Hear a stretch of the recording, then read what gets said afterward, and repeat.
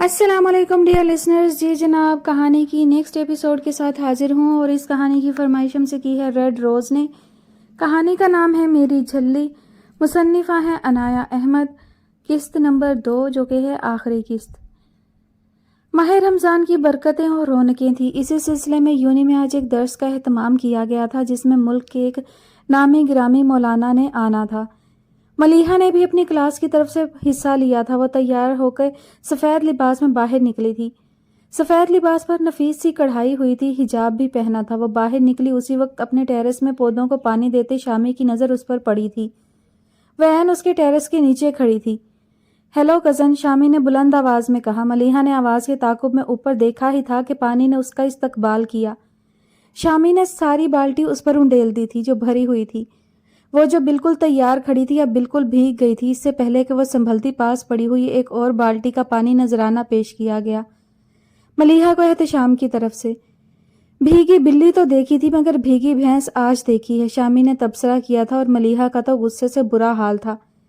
شامی، اللہ کرے تم فیل ہو جاؤ، تمہارے پودے مرجھا جائیں۔ نہیں، یہ تو بے جان ہے، تمہارے کپڑے جل جائیں، وہ بھی مہنگے مہنگے برانڈڈ۔ اللہ کرے تمہارے پیٹ میں مروڑ اٹھیں۔ ملیحہ بددعائیں دینے میں مگن تھی۔ ہائے ملیحہ، یہ کیا ہوا؟ اندر سے آتی سمن نے اسے بھیگا دیکھا تو پوچھا۔ سمن، تمہارے گینڈے بھائی نے دیکھو کیا کیا۔ ملیحہ رو ہانسی ہوئی تھی۔ اللہ کرے شامی تمہاری گرل فرینڈ توتلی نکلے، اس کے بھائی گنڈے ہوں جو تمہیں کپڑوں کی طرح دھوئیں۔ ملیحہ نے اور بھڑاس نکالی۔ شامی اور سمن دونوں ہنس رہے تھے۔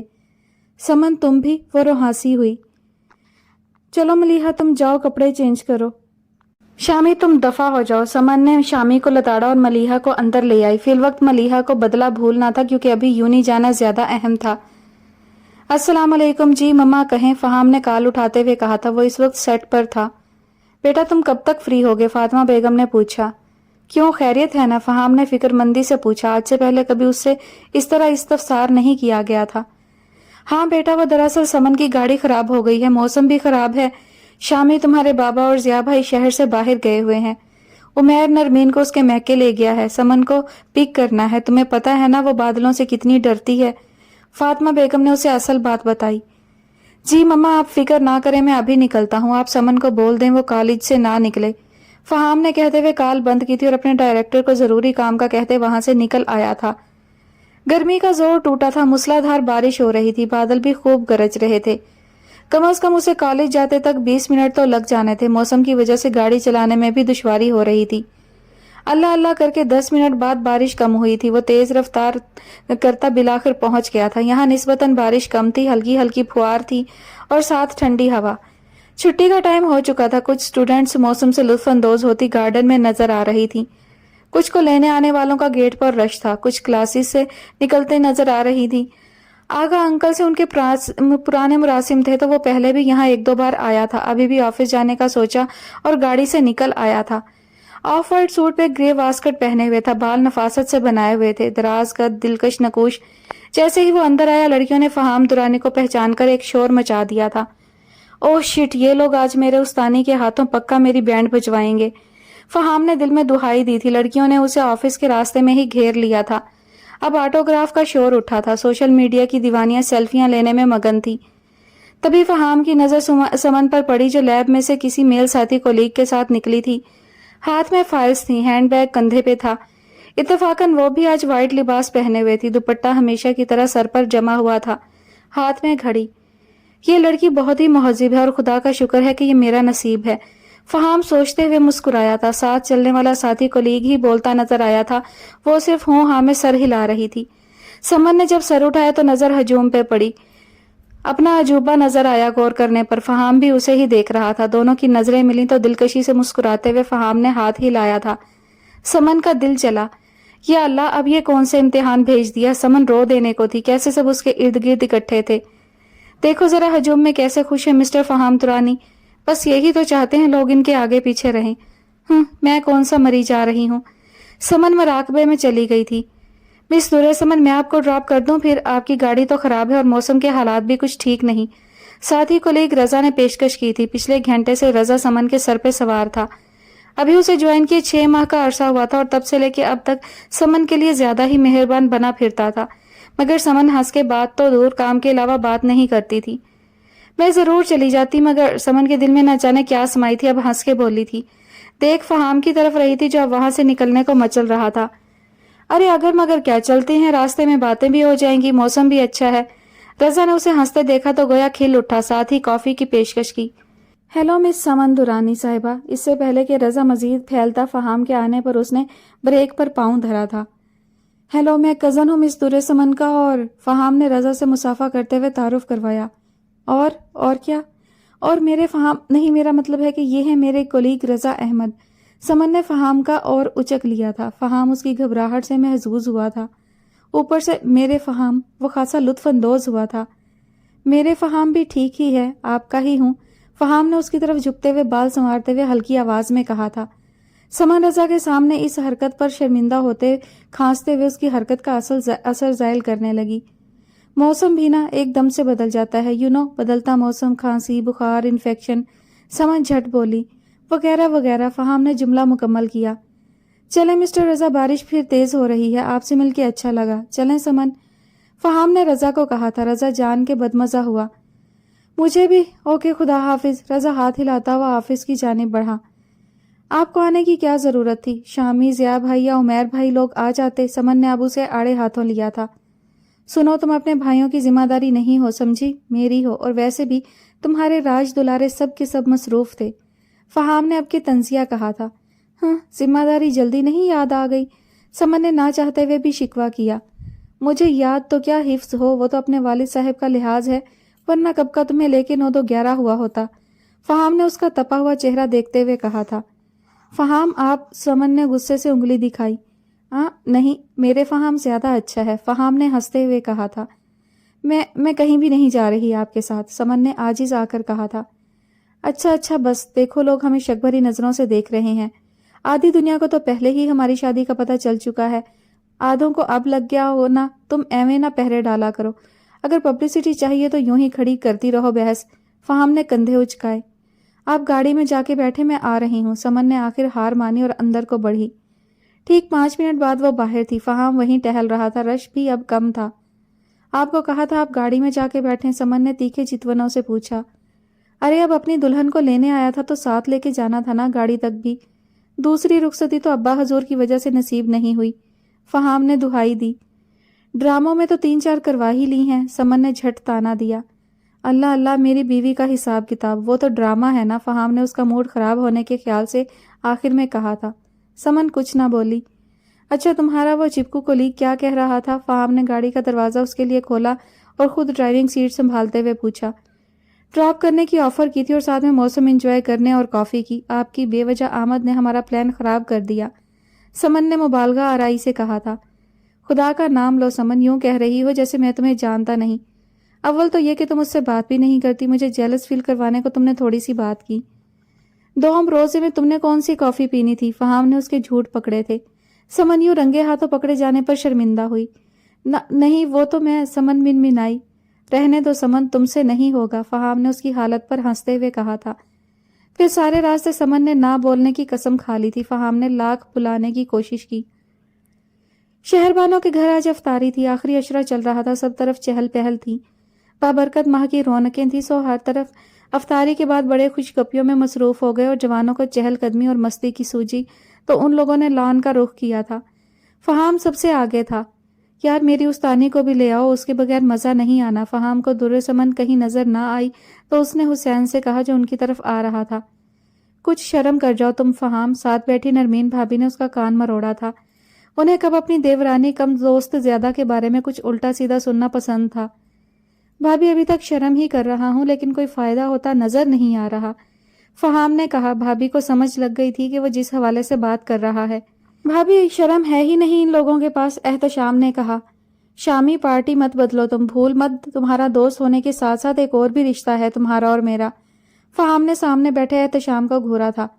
باقی سب اور بھی رشتہ کا مطلب سمجھ کے ہنس پڑے تھے۔ جی غلطی سے آپ میرے کزن بھی ہیں، شامی نے بھی جواب گول کر دیا تھا۔ خدا دشمنوں کو بھی تم جیسے کزن نہ دے، میں سالے والے رشتے کی بات کر رہا ہوں، شامی تم نے کسی دن میرے ہاتھوں ختم ہو جانا ہے، فہام نے چڑھتے ہوئے اسے کہا تھا، اور میری آپی کے ہاتھوں آپ نے اپنی حرکتیں سدھار لیں، کل تازہ آپ کے سیریل کی لاسٹ ایپیسوڈ سے وہ اپنا خون جلا چکی ہیں، واہ کیا سین تھا، اظہار محبت، کومل ہاتھ، میوزک، پھول۔ احتشام نے ڈرامائی انداز میں بتایا کہ حاضرین بھی جھوم اٹھے تو فہام نے اپنا کان کھجایا۔ کیمرہ ایکشن، ٹیک 1۔ در سمن۔ حسین نے در سمن کو آتے دیکھ لقمہ لگایا۔ در سمن اور زینیا اسی طرف آ رہی تھیں۔ در سمن نے ٹرے پکڑی تھی جس میں سب کے لیے چائے تھی۔ ہائے وہ آئے، ساتھ چائے لائے۔ فہام کو پھر مستی سوچی۔ سب لان میں بیٹھے ہوئے تھے، کچھ کرسیوں پہ اور کچھ گھاس پر آلتی پالتی مار کے۔ در سمن نے ٹرے ٹیبل پہ رکھ دی تھی۔ ساری عوام ایسے ہی بیٹھی ہوئی ہے، چلو کرکٹ کھیلیں۔ فاروق بھائی اور ضیاء اس طرف ہی آ رہے تھے۔ چلو جی، ان کو کرکٹ کے سوا کچھ سوچتا ہی نہیں۔ ماہم کا احتجاج بلند ہوا تھا، سب ہنس پڑے۔ چلیں موقع سے فائدہ اٹھاتے ہیں، ویسے بھی کافی عرصے سے موقع نہیں ملا۔ ضیاء بھائی نے حامی بھری تھی فوراً۔ پھر کیا تھا، سب بوائز تیار ہو گئے تھے۔ اب یہ ڈیسائیڈ ہوا تھا کہ ایک ٹیم بوائز کی اور ایک گرلز کی۔ یہ شور ملیحہ نے ڈالا تھا کیونکہ اگر صرف لڑکے کھیلتے تو لڑکیاں یوں ہی بیٹھی رہتیں، جو اسے نامنظور تھا۔ حقوق نسواں نے ہر جگہ لازمی ٹپکنا ہوتا ہے، شامی نے ملیحہ کو گھور کے کہا تھا۔ وہ اسے حقوق نسواں سے چڑھاتا تھا کیونکہ وہ ہر کام میں مرد اور عورتوں کی برابری کی قائل تھی۔ نہ شامی، تم زیادہ میرے ساتھ فری نہ ہو، سمجھے؟ ملیحہ نے بھی دو بدو جواب دیا۔ اس شامی نے اگر تمہیں اس شام تمہاری دوست کے گھر ڈراپ نہ کیا ہوتا یا تمہیں مئی کی جھلستی دوپہر میں تمہاری دوست کے گھر سے تمہیں نوٹس لا کے نہ دیے ہوتے تو تم نے فیل ہو جانا تھا۔ اے احسان فراموش موٹی۔ شامی نے بھی بدلے میں اپنی احسانات کی فہرست کھولنی شروع کی تھی۔ ساتھ میں اس کا نمبر بھی لے آئے تھے، وہ میں نے لانے کو بولا تھا، اور جب اس کے ساتھ تم… ملیحہ بھی فارم میں آ چکی تھی، اس سے پہلے کہ وہ کچھ اور بول کے اس کا بھانڈا پھوڑتی در سمن بول اٹھی۔ بس کر دو، تم دونوں کی لڑائی ساری رات بھی ختم نہیں ہونی۔ ہاں، ٹائم نہیں ہے اتنا جو ہم تم دونوں کی لڑائی میں گزار دیں، حسین نے کہا تھا۔ در سمن نے نہ کھیلنے کا اعلان کر دیا تھا۔ زینیا، نرمین، ماہم، حسن، ملیحہ، فہام، فاروق، ضیاء، احتشام، عمیر کی ٹیمیں بن چکی تھیں۔ امی، آپ نے بھی کھیلنا ہے؟ مجھے نہیں پتا، یہ فیئر نہیں ہے، آپ کے لیے ایک رول ہے میرے پاس۔ زینیا کے شور سے فہام کو اپنا کام نکلتا نظر آیا تھا، اس کے بغیر کیا اسے مزہ آتا تھا۔ دشمن میدان چھوڑ کے بھاگ رہے ہیں، ویسے ایک رول میرے پاس بھی ہے ان کے لیے، اگر یہ نظر کرم کریں تو۔ فہام نے اس کے چہرے کو فوکس میں لاتے ہوئے کہا تھا، جو اس وقت نرمین بھابی کے پہلو میں بیٹھی ماحول پر چھائی ہوئی تھی۔ مجھے فضول کے رولز میں کوئی انٹرسٹ نہیں، آپ کو مبارک آپ کی اداکاریاں اور ہیروئنز۔ در سمن نے ہیروئنز پر زور دے کر کہا تھا۔ یار، ایک سیریل میں آیا تھا میں 2 ہیروئنز کے ساتھ، تم تو دل پہ ہی لے گئی۔ فہام نے اپنی صفائی دی۔ یہاں ہم آپ کے ڈراموں پہ تبصرے اور آپ کے سمیت آپ کی ہیروئنز کو خراج تحسین پیش کرنے نہیں بیٹھے ہیں، بہتر ہے کہ گیم پہ فوکس کریں۔ در سمن نے بھی ادھار کہاں رکھنا تھا۔ آپ نے ایمپائر بننا ہے، یہ رہی آپ کی کیپ، اٹھیں جلدی۔ زینیا نے پھولی ہوئی سانس میں آ کے اس کے آگے کیپ رکھی اور وہ اندر سے برآمد کر کے لائی تھی۔ مگر زینی، مجھے نہیں کھیلنا نا، اور یہ سب بھی نہیں پہننا، در سمن نے کہا۔ پہن لو سمن، اگر زینی کا باجا بجنے لگ گیا نا تو رات اس کو منانے میں لگ جانی ہے، نرمین بھابی نے بھی کہا تھا، کیونکہ زینیا جلد ماننے والوں میں سے نہیں تھی۔ در سمن کو بالآخر ماننا پڑا۔ پہلے بیٹنگ بوائز نے کرنی تھی، کرسیاں سائڈ پہ کر دی گئی تھیں اور یہ لان اب اور بھی بڑا ہو گیا تھا۔ فاروق اور فہام نے پہلے بیٹنگ کرنی تھی، دوسری ٹیم فیلڈنگ پہ کمر بستہ ہو چکی تھی۔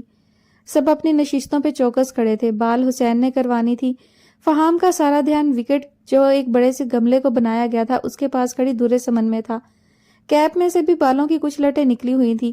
بال کو سیٹ کر کے فہام اور فاروق نے ایک سکور بنا کر اپنی نشستیں بدلیں۔ فہام کو آتا دیکھ در سمن پیچھے ہٹی تھی۔ فہام نے اس کی حرکت نوٹ کی اور کھلکھلا کے ہنسا۔ سوچ رہا ہوں گھڑی خرید لوں، کسی کا دوپٹہ پھنس جائے شاید۔ ساتھ ہی اس نے بلند آواز میں کہا تھا۔ فوکس میں وہ پری چہرہ ہی تھی۔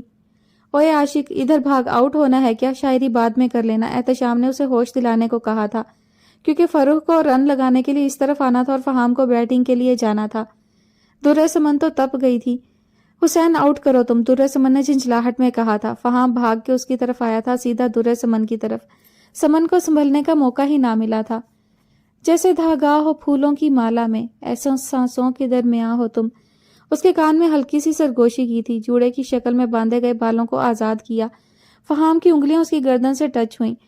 سمن اس لمس پر کانپ گئی تھی۔ وہ جادو کرتا دور ہٹا تھا۔ جان لیوا سی مسکراہٹ آ گئی تھی ہونٹوں پر۔ سب نے آؤٹ آؤٹ کا شور مچا دیا تھا، مگر ایمپائر ہوش میں کب تھی۔ سمن، بتا نا، آؤٹ ہو گئے ہیں فاروق بھائی؟ میں نے خود ہٹ کیا ہے ان کے وکٹ سے جانے سے پہلے وکٹ کو بال سے۔ ملیحہ آئی تھی۔ در سمن کے گال سرخ ہو گئے تھے۔ اس نے خود کو کمپوز کیا۔ وہ فاروق بھائی، مجھے نہیں پتا، میں نے نہیں کھیلنا۔ وہ وہی کیپ گرا کے روحانسی اندر جانے کو لپکی۔ اسے فہام پر غصہ تھا۔ کیوں اس کے ساتھ فلرٹ کر رہا ہے جب پسند ہی شوق و چنچل لڑکیوں کو کرتا ہے؟ تو ان سب باتوں کا مطلب مجھے تو اس نے بحالت مجبوری اپنایا ہے، وہ اپنی سوچوں میں غلطاں تھی ہمیشہ کی طرح۔ کیوں بیچ میں چھوڑ کے نہیں جا سکتا کوئی بھی؟ کیا ہوا ہے؟ اچھا بھلا تو کھیل رہے سب۔ سیاہ بھائی آئے تھے، نرم لہجے میں پوچھا، ساتھ ہی زینیا کی شکل بھی نظر آئی۔ سمن چاہنے کے باوجود بھی نہ جا سکی کیونکہ اس کو گیم خراب ہو جانے کا ڈر تھا۔ ہاں آؤٹ ہو گئے ہیں فاروق بھائی، اور اب اگر فہام کو آؤٹ نہیں کیا تو میں نہیں رہنا گیم میں۔ سمن کا مطالبہ آیا تھا، سب کے چہروں پہ دھیمی دھیمی مسکراہٹ آ گئی۔ پاگل! سیاہ بھائی اس کے سر پر ہاتھ پھیرتے واپس چلے گئے۔ فہام کے دانت اندر نہیں جا رہے تھے، بس ایک نظر دیکھ لوں، پکا سرنڈر کر دوں گا۔ فہام نے پھر پاس آ کر سرگوشی کی۔ وہ تو اب کھل گیا تھا، آتے جاتے سمن کو تنگ کر رہا تھا، کبھی جان بوجھ کے کندھا مارتا۔ بالآخر آؤٹ ہوا اور گرلز کی باری آئی۔ لڑکیوں کا دل رکھنے کے لیے سب ہلکا ہاتھ رکھتے ہوئے بالنگ کر رہے تھے۔ جیتنے والے کو کیا ملے گا؟ عمیر بھائی کی آواز آئی۔ مجھے ایمپائر ہی دے دی جائے، فہام نے کنکھیوں سے دیکھتے ہوئے کہا تھا۔ نرمین بھابی نے ایک مکہ کمر پر مارا تھا۔ اپنی چیز مانگی ہے ظالم سماج، فہام نے کہا۔ میں کوئی چیز نہیں ہوں مسٹر فہام درانی۔ سمن منٹوں میں آؤٹ آف کنٹرول ہوئی تھی اور کیپ اتار کے پھینکتے اندر کو لپکی۔ منا کے لاؤ جا کے اسے، اب نکمے، ہم نہیں کھیل رہے، ہم تھک گئے ہیں، بھابی نے کہا تھا اور ساتھ کھیل ختم ہونے کا اعلان کیا۔ وہ سیدھی غصے میں اوپر گئی تھی اور زینیا کے کمرے میں جا کے دروازہ بند کرنے لگی تھی کہ فہام کے پاؤں نے اس کی کوشش کو ناکام بنایا تھا۔ فہام نے خود اندر آ کے دروازہ بند کیا تو وہ غصے سے چلتی کھڑکی کے پاس آ گئی تھی۔ نیٹ کے پردوں سے باہر سے ہلکی ہلکی روشنی میں سمن کا چہرہ دمک رہا تھا۔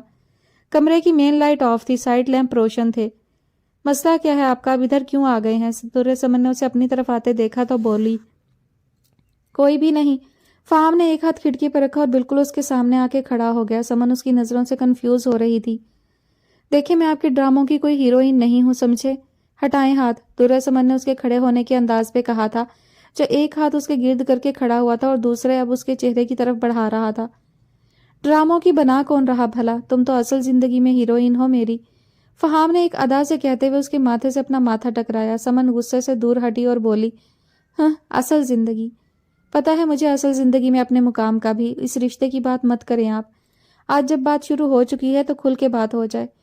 وہ رشتہ جو محض آپ نے اپنے مستقبل کے لیے جوڑا، کیا ایسے بھی کوئی فیصلے ہوتے ہیں؟ اپنے مفاد کی خاطر آپ نے یہ رشتہ جوڑ لیا، اور تو اور ہم دونوں کے مزاج میں زمین آسمان کا فرق ہے۔ اگر آپ مشرق ہیں تو میں مغرب۔ اس رشتے کی آپ کی نظر میں حیثیت ہی کیا ہے؟ صرف اور صرف اس سے پہلے کہ وہ اپنے اندر چھپی اور بھڑاس نکالتی، فہام تپی تپی سی سمن کی پیشانی کے اوپر جھکا اور اپنا پہلا حق استعمال کیا تھا، جو اسے بولتی سیدھا دل میں اترتی محسوس ہو رہی تھی۔ سمن کی بولتی تو کیا چند پل کے لیے دھڑکنیں بھی رک گئی تھیں۔ ٹر تھکتی نہیں ہو صبح شام مجھے ڈانٹ ڈانٹ کے؟ کچھ رخصتی کے بعد کے لیے بھی بچا رکھو اور اپنے دماغ سے اوٹ پٹانگ باتیں نکال دو۔ یہ نہ ہو میں عید کے بعد رخصتی کرواتے کرواتے آج اور ابھی یہاں سے ہی رخصت کروا کے لے جاؤں۔ اگر کوئی اور وضاحت چاہیے تو عملی طور پہ دینے کے لیے تیار ہوں، فہام نے بت بنی کھڑی سمن سے پیچھے ہٹتے ہوئے پوچھا تھا۔ آخری بات میں شرارت تھی۔ آپ نہایت ہی فضول انسان ہیں، سمن اس کی گرفت سے نکلتی دور جا کر بولی تھی۔ ہاں فضول نہیں، اسے میری ڈکشنری میں رومانٹک ہونا کہتے ہیں، فہام نے ہنستے ہوئے کہا تھا۔ نہایت ہی کوئی گھٹیا بے معنی اور فالتو ڈکشنری ہے، اور آپ سمن نے مٹھیاں بھیجتے ہوئے کہا تھا۔ آگے کوئی بات نہیں بن پائی تو پیر پٹکتی باہر نکل آئی۔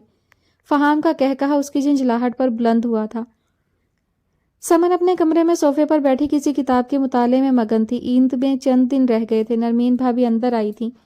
آئیں بھابی، نرمین کو دیکھ کے سمن نے کہا اور کتاب بند کی۔ مجھے ایک ضروری بات کرنی ہے تم سے، نرمین نے آنے کی وجہ بیان کی۔ سب جانتے تھے کہ نرمین سے سمن اپنی بات شیئر کر لیتی ہے اور اس کی مان بھی لیتی ہے۔ نرمین ہے ہی بہت اچھی اور مخلص۔ جی بولیں، خیریت تو ہے نا؟ سمن کے لہجے سے فکر مندی جھلک رہی تھی۔ وہ دراصل سب تمہاری عید پہ رخصتی کی باتیں کر رہے ہیں، مجھے بھی اس سلسلے میں تمہارے پاس بھیجا گیا ہے، کیونکہ بہرحال انکل عظمت تمہاری بات کو ہی اہمیت دیں گے، مگر کوئی بھی فیصلہ کرنے سے پہلے اچھی طرح سوچ لینا، نرمین نے اس کو کہا تھا، جو اب پریشان نظر آ رہی تھی۔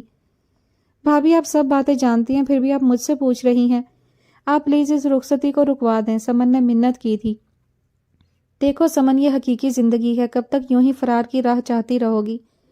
کبھی نہ کبھی تو فیصلہ کرنا ہی ہے نا، تو یوں اس سب کو طول دینا بے معنی ہے۔ نرمین کو اس کی لاجک سے ہی چڑ تھی، جس کو بنیاد بنا کے وہ اب تک خود کو دکھی کر رہی تھی۔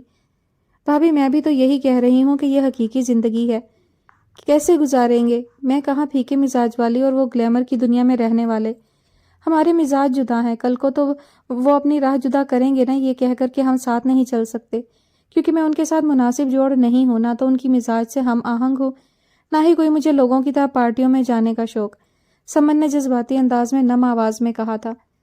سمن، تم ناحق فضول باتوں کو اہمیت دے رہی ہو، جبکہ شادی کے بعد زندگی اکثر مختلف ہوتی ہے۔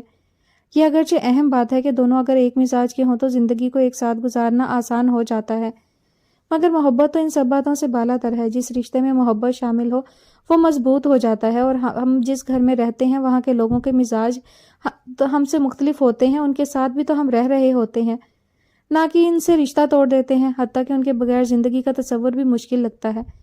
جہاں ہم کام کرتے ہیں وہاں بھی تو لوگ ہمارے مزاج کے نہیں ہوتے۔ آج تو سمن کو لمبے ہاتھوں لینے کا ارادہ تھا بھابھی کا۔ فہام ایک پیار کرنے والا، سمجھنے والا بہترین انسان ہے، وہ تمہیں محض تنگ کرنے کو الٹی سیدھی حرکتیں کرتا ہے، مگر تم تو اس کے خلاف بھری بیٹھی ہو۔ جب ساتھ رہو گے تو جو یہ فضول کے خدشے ہیں نا، دم توڑ جائیں گے، کیونکہ محبت میں یہ سب نہیں چلتا۔ انسان خود کو اپنے محبوب کے رنگ میں رنگتا چلا جاتا ہے، اس کے تابع ہونا چاہتا ہے تاکہ اس کے محبوب کو اس کا ہر رنگ بھائی اچھا لگے۔ تو سیدھا کہیں کہ مجھے کمپرومائز کرنا ہوگا، خود کی انا کا اپنے ہی ہاتھوں قتل کرنا ہوگا اور پل پل جھکنا ہوگا، سمن نے دو بدو کہا۔ پیار محبت میں انا کا کیا تصور بھلا؟ ایک حد تک انا اچھی بھی ہے، مگر اگر یہ انا اور میں کا جذبہ زیادہ بڑھ جائے تو یہ سب خوشیوں کو اپنی لپیٹ میں لے لیتا ہے اور نگل جاتا ہے، رشتوں کا قتل ہو جاتا ہے۔ محبت جیسے پاکیزہ رشتے کا بھی خاتمہ ہو جاتا ہے اس بیجا انا کے ہاتھوں۔ اور تم دونوں کا رشتہ تو ازحد پاک اور پاکیزہ ہے، تو اس میں بلا وجہ کی انا اور ضد کیوں؟ نرمین نے گتھی سلجھائی تھی۔ یہ سب لڑکی کے حصے میں ہی کیوں آتا ہے؟ ایک ساتھی ہی کیوں ان سب باتوں کو پورا کرنے کے لیے پستا ہے؟ سمن نے شکوہ کیا۔ یہ بات درست ہے کہ ایک ساتھی ہی اس گاڑی کو نہیں دھکیل سکتا، دونوں کا شانہ بشانہ ہونا لازمی ہے، تبھی وہ اس سفر کی خوبصورتیوں سے لطف اندوز ہو پائیں گے، ورنہ سفر رکے گا تو نہیں، مگر اس میں کوئی رنگ نہیں ہوگا، نرمین نے کہا تھا۔ اور رہا سوال راہ جدا کرنے کا، تو یہ تو میں مر کے بھی نہیں ہونے دوں گا، چاہے یہ مطالبہ تمہاری طرف سے ہی کیوں نہ ہو۔ لاکھ میرے والد صاحب تمہاری فیور کر لیں، مگر میں مرتا مر جاؤں گا، مگر تمہاری جان نہیں چھوٹے گی۔ اسی عید پہ رخصتی ہوگی، مطلب 5 دن بعد، سو ابھی سے تیاری شروع کر دو۔ یہ دماغ میں جتنی جلدی ہو سکے بات فٹ کر لو۔ اچانک فہام کی بے لچک اور کڑک دار آواز آئی تھی، مطلب وہ ساری باتیں سن چکا تھا۔ سمن نے اس کی سرخ آنکھوں میں دیکھنا مشکل ہو گیا، وہ کہہ کر نکلتا گیا تھا۔ وہ خود آج اس حوالے سے سمن سے بات کرنے آیا تھا کہ آخر وجہ جان سکے، اسے سمجھا سکے۔ اب جب سمن اس کی رگ رگ میں بسنے لگی تھی، محرم تھی اس کی، محض ایک چھوٹی سی بات کو جواز بنا کے زندگی کا اتنا بڑا فیصلہ کر رہی تھی، اسے تو سن کے دھچکا لگا تھا۔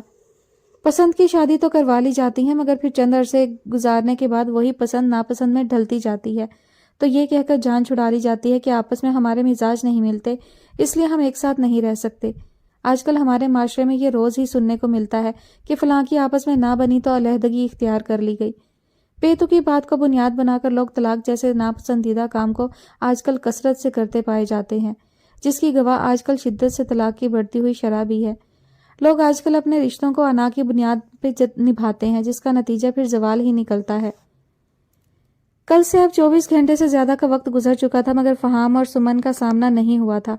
گھر پہ بھی ابھی گمبھیر خاموشی کا راج تھا، سب آنے والے وقت کو لے کر فکر مند تھے، کیونکہ عظمت صاحب نے سمن کی رضامندی کے بغیر رخصتی کی حامی نہیں بھرنی تھی، اور فہام کی طرف سے رخصتی کا مطالبہ اب زور پکڑ رہا تھا۔ صرف سمن کے بلا وجہ کے ڈر اور ضد کی وجہ سے اتنا تناؤ چل رہا تھا۔ اس کو اس بات کا ڈر تھا کہ مختلف مزاج کے لوگ ساری زندگی ایک ساتھ مجبوری میں جھولتے رہتے ہیں، ایک عجیب کھچاؤ سا زندگی کا حصہ بنا رہتا ہے، یہ اس کی فکریں اور ڈر تھا۔ سمن، بابا کا پیغام آیا ہے، آج شام سب بچہ پارٹی کو شاپنگ کے لیے بھیجنا ہے، سو ٹائم پر تیار رہنا۔ ملیحہ نے افطاری سے کچھ ٹائم قبل آ کے اسے اطلاع دی۔ سمن کچن میں افطاری کے لیے فروٹس کاٹ رہی تھی، فرزانہ بیگم سالن بنا رہی تھی۔ ملیحہ، میرے پاس پہلے ہی بہت سے جوڑے پڑے ہیں، ان میں سے ہی ایک پہن لوں گی، میرا موڈ نہیں ہے۔ سمن کل کی گفتگو کو لے کر پریشان تھی تو جھٹ سے انکار کر دیا۔ یار سمن، یوں تو نہ کرو، سب کا موڈ خراب ہو جاتا ہے، سال بعد ہی سب کو ایک ساتھ جانے کا موقع ملتا ہے۔ ملیحہ نے منہ بسورا تھا۔ نہیں نا، آپ لوگ چلے جاؤ، میرا موڈ نہیں ہے، سمن نے باؤل فریج میں رکھتے ہوئے کہا تھا۔ دیکھیں نا چچی، سب اس کی اتنی فکر کرتے ہیں، مگر یہ بالکل بھی ہماری پرواہ نہیں کرتی، ملیحہ روحانسی سی کہتی کچن سے نکلتی چلی گئی تھی۔ ارے سنو تو، فرزانہ بیگم اسے آوازیں دیتی رہ گئی تھی۔ دیکھا، ناراض کر دیا بچی کو۔ سمن، کیوں تم ایسا کر رہی ہو میرا بچہ؟ بات کو سمجھو، ایسے تو دونوں خاندانوں کے بیچ اور بھی دوریاں آ جائیں میں نے اور بھابھی نے ان گزرے کئی سالوں میں نہیں آنے دی۔ ہماری محنت کو یوں برباد نہ کرو بیٹا۔ فرزانہ بیگم اس کے سر پہ ہاتھ پھیرتی اسے سمجھاتی خود بھی رنجیدہ سی باہر کو ہو لی۔ افطاری کے بعد وہ نہ چاہتے ہوئے بھی سب کا خیال کرتے سب کے ساتھ شامل ہونے کے لیے نیچے آ گئی تھی۔ سب تیار تھے۔ نرمین بھابھی اور عمیر بھائی نے ایک گاڑی میں جانا تھا، موزن نے گھر دادی کے پاس رہنا تھا، ملیحہ، شامی اور درِ سمن نے ایک ساتھ جانا تھا۔ فہام درانی کا البتہ کوئی اتا پتہ نہ تھا، جس پہ سمن نے سکھ کا سانس لیا تھا۔ ہنستے ہنساتے وہ لوگ مال پہنچے تھے۔ ابھی وہ اپنے متعلقہ فلور کی طرف جا ہی رہے تھے جب پیچھے سے کسی نے سمن کے کندھے کو چھوا تھا اور اپنی ٹوپی اتار کر اس کے سر پر ٹیڑھے سے انداز میں رکھی تھی اور اپنا بازو اس کے گرد لپیٹ لیا تھا۔ Hello Mrs Faham Durrani. اتنی جسارت فہام درانی کے سوا کوئی نہیں کر سکتا تھا۔ سمن کو گویا جھٹکا لگا تھا۔ اف خدایا، کچھ تو شرم کر لیا کریں۔ سمن نے اسے دور کیا اور ناگواری سے اس کی دی ہوئی کیپ کو اتارا تھا۔ بقول تمہارے میں تو بے شرم ہونا تو کچھ بھی کر سکتا ہوں، شرم کیسی؟ فہام نے آنکھ مارتے ہوئے کہا۔ فہام، کم از کم اس بات کی ہوش کر لیں ہم یہاں اس وقت ایک مال میں ہیں اور ہم اکیلے نہیں ہیں۔ مگر نہیں، آپ کو ہر وقت پبلسٹی کی پڑی رہتی ہے، سمن نے تپے تپے لہجے میں کہا تھا۔ اس وقت یہاں کافی رش تھا کیونکہ عید میں 3 دن رہ گئے تھے۔ اگر 29 روزے ہوتے۔ ہاں تو کس نے روکا ہے اکیلا ہونے سے؟ میں تو جی جان سے کوشش کر رہا ہوں اکیلا ہونے کی، آپ ہی تنہائی میں میسر نہیں مجھے، اور اس فراہمی کے لیے میری کاوشیں جاری و ساری ہیں۔ فہام نے بات کو اپنے مطلب کا جامہ پہنایا تھا اور سمن سے کیپ لیتے ہوئے اپنے سر پہ اس انداز میں ڈالی تھی کہ اس کا چہرہ کم نظر آئے لوگوں کو، ورنہ ابھی سیلفی سیزن شروع ہو جانا تھا۔ پتہ نہیں کس غلطی کی سزا ملی ہے مجھے، سمن نے دانت پیستے ہوئے کہا تھا۔ نیکیوں کا صلہ سمجھو، فہام نے اس کی بات پر کہا۔ سمن نے ان لوگوں کی تلاش میں ادھر ادھر نظریں دوڑائیں۔ وہ لوگ کہیں بھی نظر نہیں آ رہے تھے۔ وہ لوگ آرام سے اپنی اپنی شاپنگ کر رہے ہیں، تم بھی آرام سے آؤ میرے ساتھ، ہم بھی اپنی شاپنگ کریں۔ فہام نے چونکہ ان لوگوں کے ساتھ پہلے سے ہی پلان سیٹ کیا ہوا تھا تو وہ لوگ فہام کے آتے ہی سمن کو چھوڑ کر رفو چکر ہو گئے تھے۔ فہام، آپ کس دن اپنی 2 نمبریوں سے باز آئیں گے؟ سمن کو سمجھ آ گئی تھی کہ ان کو غائب کرنے والا کارنامہ کس کا ہو سکتا ہے۔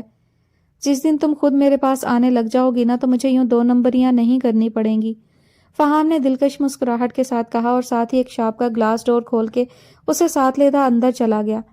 ادھر سے شاپنگ کریں گے ہم دونوں۔ فہام نے ایک شاپ کے اندر آ کے اپنی کیپ اتاری تھی۔ شاپ کیپر اسے پہچان کر ان کے پاس آ گیا تھا، مطلب کہ وہ پہلے بھی یہیں سے شاپنگ کرتا ہے۔ شاپ کو 2 سیکشن میں تقسیم کیا گیا تھا، لیڈیز اور جینٹس۔ میں پہلے ان محترمہ کی شاپنگ کروں گا، فہام نے اس لڑکے سے کہا تھا۔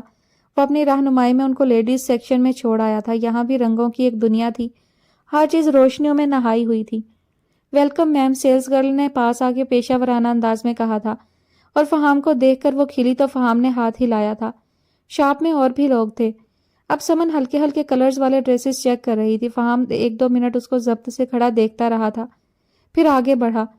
خدا کا خوف کر جاؤ، ان کلرز کو تم نے اپنی شادی کے بعد پہننا ہے اور ایک جوڑا رخصتی پہ۔ تو فہام درانی کی بیوی یہ ڈل کلرز پہنے گی اب؟ فہام نے اس کے ہاتھ سے ایک کرتا لے کر واپس رکھتے ہوئے کہا تھا۔ تو کسی اور کو پہنا دیں، بلکہ بیوی بنا لیں، سمن نے تڑح کر جواب دیا۔ بیوی بھی تم ہی ہو اور پہنو گی بھی تم ہی، تو ناحق خود کو ہلکان نہ کرو اس بحث میں۔ فہام نے اس کی عقل پر ماتم کرنا چاہا۔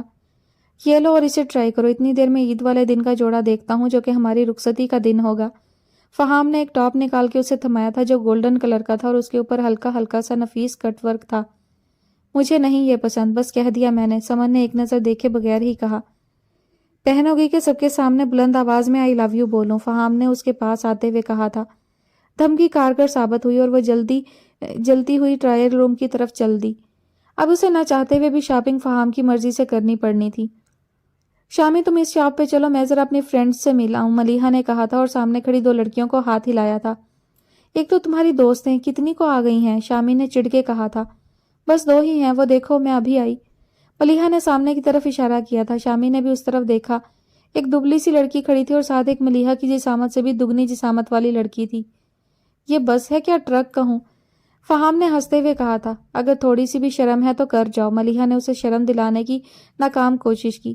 وہ لڑکیاں ادھر ہی دیکھ رہی تھی۔ شامی نے بھی ہنستے ہوئے ہاتھ ہلایا۔ اب اسی ٹرک سے فلرٹ کر رہے ہو؟ ملیحہ نے اس کے بازو پر مکہ مارا تھا۔ جیسی بھی ہے تم سے کیوٹ ہے میرے ٹرک، شامی نے ملیحہ کو تپایا۔ تم شامی دفع ہو تم فضول انسان، ملیحہ غصے سے کہتی آگے بڑھ گئی تھی۔ میں کھانا کھانے جا رہا ہوں، آ جانا جلدی ہی، شامی نے پیچھے سے کہا تھا۔ کہاں رہ گئی ہو ملیحہ موٹی، میں کب سے کھانا منگوا کے تمہارا ویٹ کر رہا ہوں۔ شامی نے آدھا گھنٹہ گزر جانے کے بعد اسے کال کی تھی۔ ہائے شامی، تمہیں میری کتنی فکر ہے، میں بس آ رہی ہوں، کیا کیا منگوایا ہے میرے لیے تم نے اسپیشل؟ ملیحہ کو آج پہلی بار شامی پر پیار آیا تھا۔ سب کچھ آج ملیحہ کی پسند کا منگوایا ہے، جلدی سے آ جاؤ۔ شامی کا لہجہ شہد سے بھی میٹھا تھا۔ جب ملیحہ آئی تو ٹیبل بھرا پڑا تھا کھانے پینے کی چیزوں سے اور شامی موبائل پر لگا تھا۔ کچھ ڈشز چائنیز تھیں۔ ہائے اللہ شامی، سب کچھ میری چوائس کا ہے، تم نے میرے انتظار میں شروع بھی نہیں کیا، ہاؤ سویٹ۔ ملیحہ آج شامی پر نثار ہو رہی تھی۔ باتوں میں وقت ضائع نہ کرو، جلد آؤ، ٹھنڈا ہو رہا ہے کھانا۔ شامی نے اس کا ہاتھ پکڑ کے اسے بٹھایا تھا۔ Ehtisham, you are so sweet, Maliha نے دل سے کہا۔ اب وہ کھانے کے ساتھ انصاف کر رہے تھے۔ کچھ دیر بعد شامی کا فون بجا۔ ملیحہ تم کھانا کھاؤ، میں کال سن کے آیا، کھانے سے انصاف کرتی ملیحہ کو دیکھ کے شامی نے کہا اور باہر آ گیا تھا۔ جاتے جاتے ویٹر سے کچھ کہہ گیا تھا۔ کافی ٹائم گزر گیا مگر شامی نہیں آیا۔ اب تو ملیحہ کا پیٹ بھی بھر چکا تھا۔ تبھی ویٹر اس کا فون بجا تھا، گینڈا کالنگ۔ ملیحہ نے پیار سے فون کی طرف دیکھا۔ اتنے پیارے اور مہنگے ڈنر کے بعد وہ اسے اور پیارا لگ رہا تھا۔ ہیلو، کدھر ہو؟ ویٹر بل لے آیا ہے۔ ویٹر بل لے آیا ہے، جلدی آؤ، ملیحہ نے کہا۔ کتنا بل ہے؟ شامی نے پوچھا۔ 7,899۔ اف، اتنا زیادہ، ملیحہ نے فکر سے کہا۔ ہاں تو کھانے بھی سب مہنگے تھے نا، بل دو اور آ جاؤ، گھر بھی جانا ہے، سب انتظار کر رہے ہیں، شامی نے آرام سے کہا تھا۔ کیا؟ ملیحہ کی چیخ نکل گئی۔ کیا کھانے کا پتہ ہے تو بل بھی دو، جلد آؤ ورنہ یہیں چھوڑ جاؤں گا، شامی نے آخر میں سیٹی کی دھن بجائی۔ شامی تم تو اب گئے، چٹنی بنا دوں گی میں، ملیحہ نے مٹھیاں بھیجتے ہوئے کہا اور بل دیتی باہر آئی تھی۔ غصہ تو پوچھو مت کتنا آیا تھا۔ احتشام گھر جا چکا تھا، فہام کے ساتھ ملیحہ گھر آئی تھی اور آتے ہی واویلا کیا تھا۔ شامی، گینڈے چیٹر، تمہاری شادی پکا لیٹ ہوگی، موٹی لڑکی سے ہوگی، لکھ لو تم۔ لاؤنج میں رکھی ہر چیز اب شامی پہ گر رہی تھی، سب ان کی لڑائی سے لطف اندوز ہو رہے تھے۔ 8 بج چکے تھے جب وہ دنیا کے ہنگاموں سے نمٹ کے تھکا ہارا گھر میں داخل ہوا تھا۔ مارکیٹ سمیت روڈز پہ بھی آج گہما گہمی نظر آئی تھی کیونکہ آج 29واں روزہ تھا تو کل عید ہونے کا امکان تھا، مگر ابھی کمیٹی کی طرف سے باقاعدہ چاند نظر آنے کا اعلان نہیں ہوا تھا۔ عید پہ ہونے والے شو کو ریکارڈ کروا کے وہ بالکل تھک چکا تھا۔ افطار بھی آج اسٹوڈیو پہ کرنا پڑا۔ فہام کی نظر لان پہ پڑی تو کوئی سکڑا سمٹا وجود بیٹھا نظر آیا تھا۔ غور کیا تو پتہ چلا ان کی ہی بیگم صاحبہ تشریف فرما ہے۔ بالوں میں ہاتھ پھیرتا وہ سرد سی آہ خارج کرتا اپنی اس جھلی اور لاپرواہ مسز کی طرف بڑھا۔ قریب آنے پہ احساس ہوا تھا کہ وہ وجود ہچکیاں لے رہا ہے اور گھٹی گھٹی آواز میں رو رہا ہے۔ وہ بجلی کسی تیزی سے آگے بڑھا تھا، ایسے اسے روتا تڑپتا کب دیکھ سکتا تھا۔ اسے بازو سے پکڑ کر سیدھا کیا تھا۔ سمن، کیوں رو رہی ہو؟ اس نے بے قراری سے پوچھا۔ سمن نے سر اٹھایا۔ رو رو کر اس کی ناک سرخ ہو چکی تھی، آنسوؤں سے گال بھیگے پڑے تھے، آنکھیں سوج چکی تھیں، پیشانی پہ چند پسینے کی بوندیں چمک رہی تھیں۔ اس کی حالت پہ فہام کا سکون تباہ ہو گیا۔ سمن، میری حالت پہ رحم کرو، کیوں اتنا رو رو کے برا حال کر رہی ہو؟ بتاؤ تو بات کیا ہے؟ فہام نے اس کا چہرہ دونوں ہاتھوں میں تھامتے ہوئے پوچھا۔ فہام، وہ ہچکیوں کے درمیان سے اتنا کہہ سکی اور اس کا نام پکارا تھا۔ فہام کو اپنا نام آج سے پہلے کبھی اتنا میٹھا اور پرسوز نہیں لگا تھا۔ سمن کے آنسوؤں میں اور روانی آئی تھی۔ وہ بلکتی ہوئی سامنے بیٹھے فہام کو دیکھ کے ضبط کھوتی اس کے سینے سے جا ٹکرائی۔ 2-4 منٹ یوں ہی گزر گئے۔ سمن، بس کر جاؤ، کیوں مجھے اذیت دے رہی ہو؟ بتاؤ تو ہوا کیا ہے؟ کسی نے کچھ کہا ہے؟ فہام کا فکر سے برا حال ہو رہا تھا۔ سمن کو سیدھا کرتے ہوئے پھر سے پوچھا۔ اوکے، نہ بتاؤ، میں خود پوچھ لیتا ہوں اندر جا کے۔ فہام اسے پیچھے کرتا اٹھنے لگا۔ سمن نے اس کی شرٹ پہ اپنی گرفت مضبوط کر کے اسے اٹھنے سے روکا تھا۔ نہیں فہام، میں بتاتی ہوں، وہ بدقت ہچکیوں کے دوران بولی۔ سمن پلیز بتاؤ نا مجھے اور رونا بند کرو، میں ہوں نا، کیوں رو رہی ہو؟ فہام اس کے گردے کے ہاتھ سے حصار باندھتا اسے بچوں کی طرح چپ کروا رہا تھا۔ وہ میرے کولیگ ہے نا رضا، وہ کافی دنوں سے مجھے کالز اور میسیجز کر کے شادی کے لیے پرپوز کر رہے ہیں۔ مشکل سے بات پوری کرتے ہوئے وہ پھر سے اس کے سینے میں منہ چھپا گئی تھی۔ بس اسے بھی ہینڈل کر لیں گے، بس خود کو اور ہلکان نہ کرو۔ فہام کو غصہ آیا، مشکل سے ضبط کر گیا کیونکہ فی الوقت سامنے بیٹھی کو چپ کروانا ضروری تھا۔ بس سمن چپ اب ورنہ میں ڈانٹوں گا، فہام نے اب سخت لہجے میں کہا تھا۔ سمن کے رونے میں اب کمی ہوئی تھی مگر فہام بھابھی کو انہیں بھی بتا دیا میں نے، وہ کہتی ہیں کہ میں تو یہ چاہتی تھی نا۔ وہ ایسا کیسے کہہ سکتی ہیں؟ جو بھی تھا میں ایسا تو نہیں چاہا تھا، بھلے ہمارے مزاجوں میں فرق تھا، میری آپ کی نہیں بنتی، مگر یہ رشتہ میرے لیے بہت اہم ہے۔ اور سمن بات مکمل نہ کر پائی اور پھر رو پڑی۔ وہ انجانے میں اس رشتے کو لیے اپنے احساسات بھی ظاہر کر چکی تھی جو فہام کے لیے سانسوں کی مانند تھے۔ جی بالکل، یہ مزاجوں کا فرق ہی ہے نا جو یوں میری باہوں میں بیٹھی میرے سینے سے لگی سب کچھ میرے ساتھ شیئر کر رہی ہو، خود کے ساتھ مجھے بھی ہلکان کر رہی ہو، فہام نے اسے کہا۔ سمن اب پرے کھسکی تھی۔ تو آپ کون سا اس رشتے کے لیے دل سے راضی تھے؟ صرف انڈسٹری میں جانے کے لیے میری ذات کو بکرا بنایا گیا تھا۔ اب سمن پھٹی تھی فہام پہ۔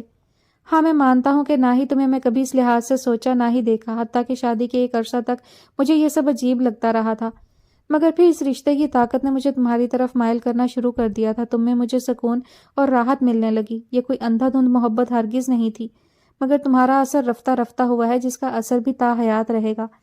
پھر جب بابا نے کہا تھا کہ یہ لڑکی مجھے اس دنیا میں کہیں اپنا آپ کھونے نہیں دے گی، میرے اصل کو کھونے نہیں دے گی، مجھے تھامے رکھے گی، سنبھالے رکھے گی، تو خود بخود میں تمہاری طرف کھینچا آنے لگا۔ فہام نے اپنے دل کی بات کہی۔ واقعی ہی مجھ جیسے انسان کے لیے ایک دھیمے اور سلجھے انسان کی ہی ضرورت تھی۔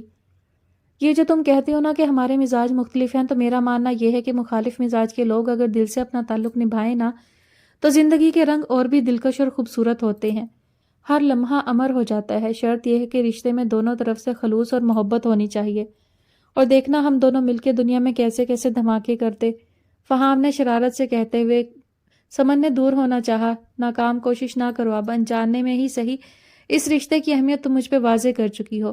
بھابھی کے ایک اتنے سے لفظ کہنے پہ اتنا احتجاج، رو رو کے خود کو ہلکان کر لیا۔ ابھی تم کہتی ہو کہ میرے ساتھ نہیں رہ سکتی کیونکہ ہمارے مزاج میں فرق ہے۔ اگر آج تم خود ہی اپنی بات کی نفی کر چکی ہو کہ تمہارے خدشے بالکل بے معنی تھے کیونکہ مجھ سے دور جانے کی بات تم برداشت نہیں کر سکتی، تو یہ مجھ سے محبت ہی ہوئی نا جو تم اپنی چنچلاہٹ میں دبائے بیٹھی تھی۔ فہام نے اس کا چہرہ ایک ہاتھ سے اپنے سامنے کیا تھا۔ بات سچ تھی، سمن نظریں جھکا گئی۔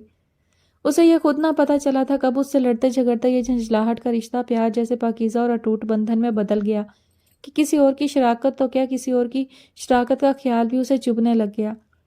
رضا صاحب کا بھی بندوبست کر لیں گے، کل عید ہو جائے گی نا تو اپنی رخصتی کا دعوت نامہ لے کے خود اس کی خدمت میں حاضر ہوں گا۔ چھچھورا انسان، منہ توڑ کے رکھ دوں گا ان کا اگر اب ایک سیکنڈ بھی تمہارے بارے میں سوچا۔ دیکھنا تو بہت دور کی بات ہے، فہام نے غصے سے کہا تھا۔ آپ ایسا کچھ نہیں کریں گے، اور رخصتی کس کی ہو رہی ہے؟ سمن کو اس کی بات پہ جھٹکا لگا تو دور ہوتے ہوئے پوچھا۔ رخصتی آپ محترمہ کی ہوگی، میرے ساتھ ہی، وہ بھی کل رات بالکل اسی ٹائم، کیونکہ اب میں تمہیں 24 گھنٹوں سے زیادہ کا ٹائم نہیں دے سکتا۔ پہلے ہی بہت سا وقت تمہاری بے وقوفیوں کی نظر ہو چکا ہے۔ اگر اب تک میں تمہارے ساتھ پیار سے پیش آیا ہوں تو سختی بھی کر سکتا ہوں اس معاملے میں، فہام نے اسے گھور کے کہا تھا۔ اس سے پہلے کہ سمن کچھ اور کہتی ایک شور اٹھ گیا تھا، چاند رات مبارک کا۔ میرے چاند، چاند مبارک ہو، فہام نے سمن کے کان میں سرگوشی کی تھی۔ عید کا دن خوشیاں لے کے طلوع ہوا تھا۔ دورانی ہاؤس کے لیے تو خوشیاں تو بالا تھیں کیونکہ شام کو فہام اور سمن کی رخصتی کا فنکشن ہونا تھا۔ مرد حضرات عید پڑھ کے آ چکے تھے۔ فہام کی نظریں سمن کو ڈھونڈ رہی تھی جو کہیں نظر نہیں آ رہی تھی۔ او چھپکلی، عیدی نہیں لینی؟ احتشام نے سب کو کھیر پیش کرتی ملیحہ کو چھیڑا تھا۔ عظمت صاحب، قدیر صاحب دونوں کی بیگمات ضیاء، عمیر اور نرمین بھابھی اس وقت لاؤنج میں بیٹھے ہوئے تھے۔ موزن دادی اماں کی گود میں دبکا بیٹھا تھا۔ کیوں نہیں، تم سے تو لازمی لینی ہے، ملیحہ نے جھٹ کہا تھا کیونکہ باقی بڑوں سے وہ عیدی بٹور چکی تھی۔ تو آؤ لے لو، شامی نے آفر کی۔ جلدی لے لو، شامی کنجوس نے جگرا نکالا ہے، نرمین بھابھی نے کہا تھا۔ لاؤ دو جلدی، تمہارا کیا بھروسہ مکر جاؤ، ملیحہ صوفے پہ بیٹھی کھیر کے پیالے سے انصاف کر رہی تھی۔ یہ لو، شامی نے جیب سے نکال کے ملیحہ کی مٹھی پہ رکھا تھا۔ ملیحہ کو کچھ رینگتا محسوس ہوا تھا تو ملیحہ نے چیخنا شروع کر دیا تھا اور ہتھیلی پہ پڑا رینگتا کاکروچ دور پھینکا تھا۔ ملیحہ کی چیخوں پہ سب ہنس پڑے تھے۔ یہ بیٹری سے چلنے والا کاکروچ تھا۔ چچا دیکھیں شامی کے بچے کو، وہ روتی بسورتی قدیر صاحب کے پاس گئی تھی۔ اوئے گدھے، کیوں میری بیٹی کو تنگ کرتے ہو؟ چلو دو عیدی، قدیر صاحب نے شامی کو ڈانٹا تھا۔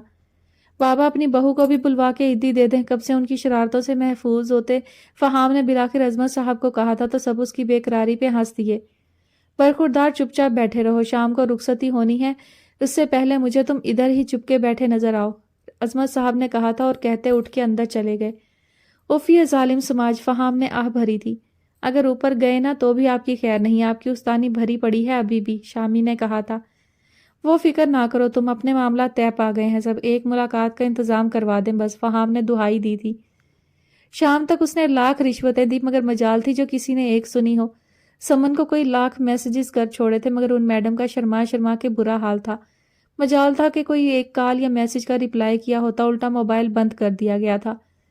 فہام اور سلگ اٹھا تھا، دل پر پہاڑ رکھتے وہ اب شام کو ہی اس جھلی کی خبر لینے کا سوچتا وقت گزارنے لگا تھا۔ آج کا سارا دن اس نے گھر پہ گزارنا تھا، شام سے پہلے ہی تیاریاں شروع ہو چکی تھیں۔ رخصتی میں صرف شہر بانوں کی فیملی تھی. گھر کو شامی، ملیحہ، حسین اور زینیا نے سجایا تھا. ہر طرف گہما گہمی تھی، خوشیاں ہی خوشیاں تھی. سمن کو تیار کر دیا گیا تھا. فہام اپنی چند افراد پہ مشتمل بارات لے کے قدیر صاحب کے پورشن میں پہنچا تھا. عصمت صاحب تو سمن کی طرف گئے ہوئے تھے. شور سے استقبال کیا گیا دلہے کا. فہام کی تو خوشی کا کوئی ٹھکانہ نہ تھا. چلو بھائی دلہن لو ہماری.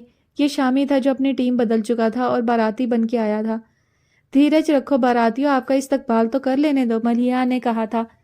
ہمارا استقبال چھوڑیں، وہ تو آپ آئے روز کرتی ہیں، پہلے ہمارے ایکٹر کو دیدار یار کروا دیں، شامی نے کہا. بالکل، کیونکہ اب اور زیادہ انتظار نہیں کر سکتا. یہ نہ ہو کہ میں خود اسے اٹھا کے لے جاؤں. کب سے ضبط کیے بیٹھا فہام بولا تھا. تبھی نرمین بھابھی سمن کو لیے اندر داخل ہوئیں. فہام اسے دیکھ کے کھڑا ہوا تھا. نیوی بلو کلر کے سوٹ میں ملبوس، اوپر واسکٹ پہنے، آج بہت ہی ہینڈسم لگ رہا تھا. سمن نے بھی فہام کی پسند کردہ گرے فراک پہنی ہوئی تھی جس پہ نفیس کام ہوا تھا. مگر بھلا ہو ان شیطانوں کا جنہوں نے سمن کے منہ کے آگے چنری ڈالی ہوئی تھی. فہام کوشش کے باوجود چہرہ نہیں دیکھ پایا تھا. بیٹھ جائیں دلہے صاحب. دلہن بیٹھ گئی ہیں، فاروق بھائی نے کہا تھا.